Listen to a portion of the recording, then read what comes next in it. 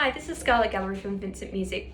So today we're going to go through Witch's Dance and we're going to be looking specifically at bow speeds, making sure that we're not getting accents that make it sound a bit jerky, because this opening is supposed to sound really smooth, right?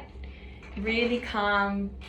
So we've got to make sure the bow is also calm when we're doing it. So let me just play the first phrase for you. And I'm going to talk through where we need to use slow bows and where we need to use fast bows. So the very first one, this next one has to be a slow one because it's longer. So let's be really careful.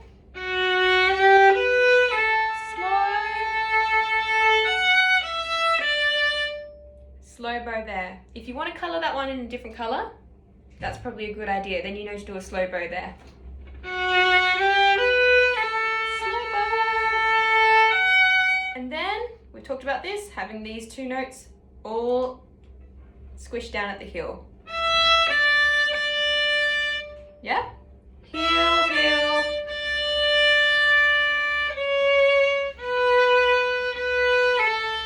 Slow bow.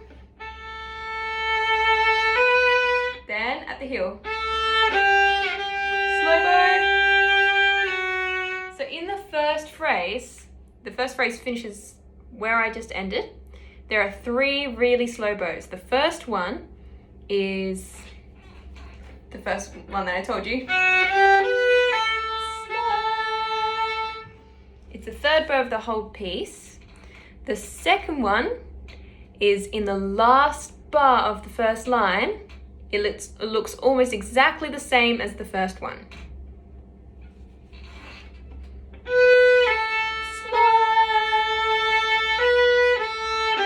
So that one's almost the same as the first one.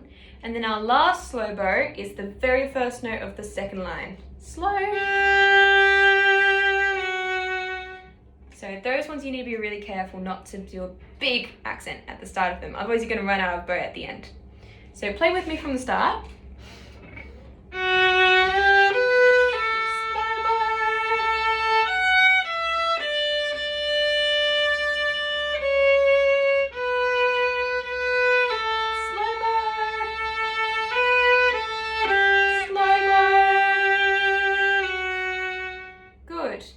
So practice that a few times just by itself before you go on to the next bit. Now the next bit, we've got some more coming up.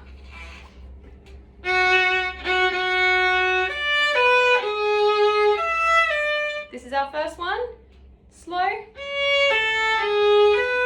And this is our next one. So that bar, you need to make sure you're using really smooth, really slow bows. Otherwise, some notes are going to get squished and some notes are going to get too loud. So you want every note to be really even. So practice that bar just by itself. In fact, I would even draw a little star on top to make it a practice spot.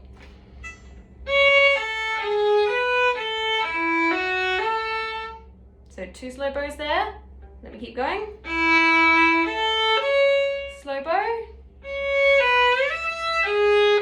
Slow bow. So pretty much whenever you see a note that's longer than a crotchet, that's going to be a slow bow, and you need to take extra care not to use the whole bow right at the start. So I won't go through the next two lines because I want you to work them out yourself, but circle the ones or color them in where you think you need to use a slow bow, and then be really careful not to do this. I'll do the first one as an example. Could you hear that I used a really fast bow and ran out?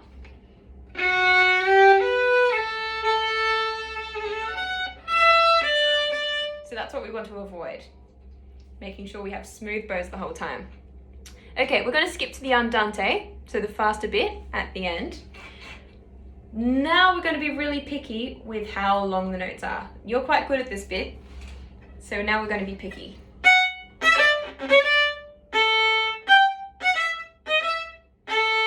Out of those 4 bars, in fact, have a look at the second bar. What length is the first note of the second bar? And now have a look at the second note. How long is the second note of that bar? The first one should be a crotchet, and the second one should, sorry, the first one should be a quaver, and the second one should be a crotchet. Quaver, crotchet. So when you're playing it,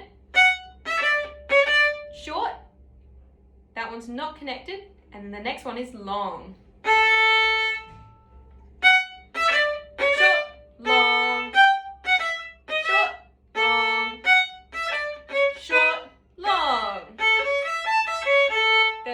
Of them all the way through this section. So see how many you can find. I'm not going to tell you how many. You can tell me next week how many you found.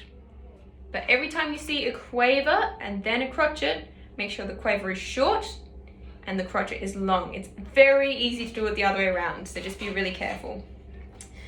Now let's skip to 46.